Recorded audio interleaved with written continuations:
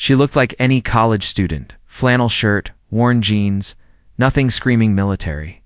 But when the cocky Navy SEAL asked her call sign as a joke, her two-word answer made him choke on his drink. The Friday night crowd at O'Malia's pub buzzed with military energy. Martha Bowling sat alone at the bar, 29, dark blonde ponytail, nursing a Corona. To anyone watching, she looked like a graduate student trying to blend in. Behind her, Navy SEALs claimed their territory near the dartboard.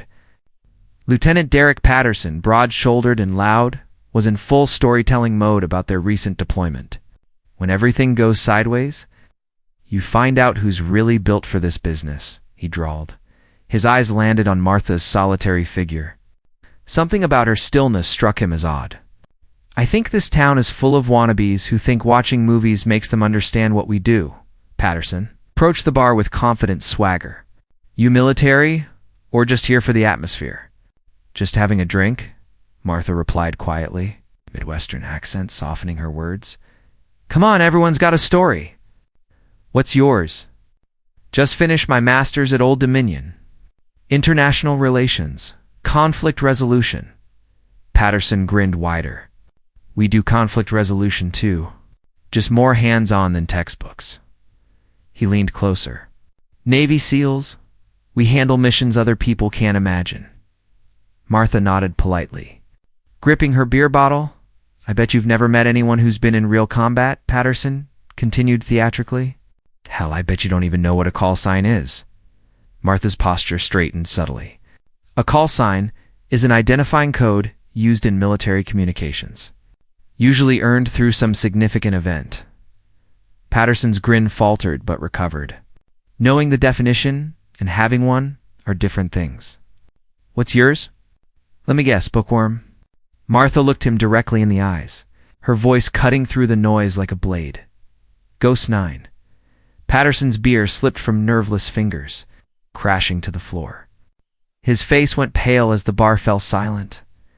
At a corner table, Master Chief Fletcher's blood ran cold.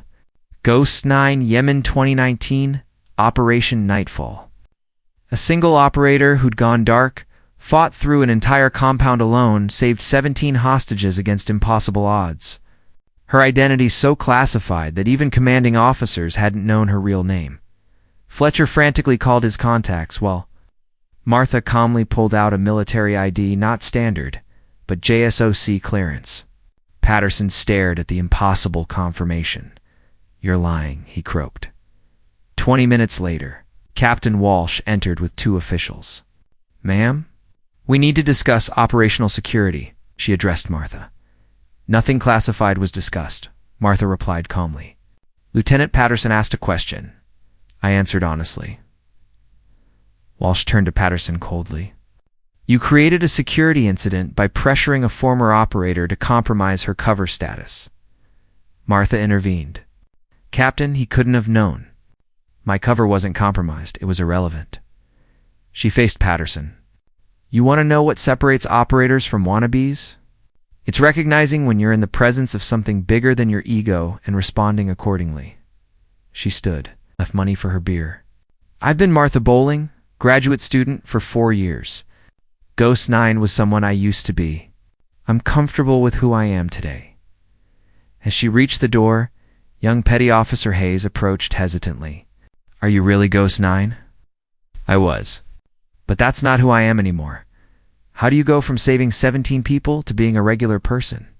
Martha bought her coffee at a nearby diner. The hardest part isn't leaving missions behind, it's learning your worth. Isn't defined by the most dangerous thing you've done. You find new ways to serve. I'm working toward refugee resettlement, helping people rebuild lives. What about the nightmares? They don't go away, but they become part of you instead of defining you.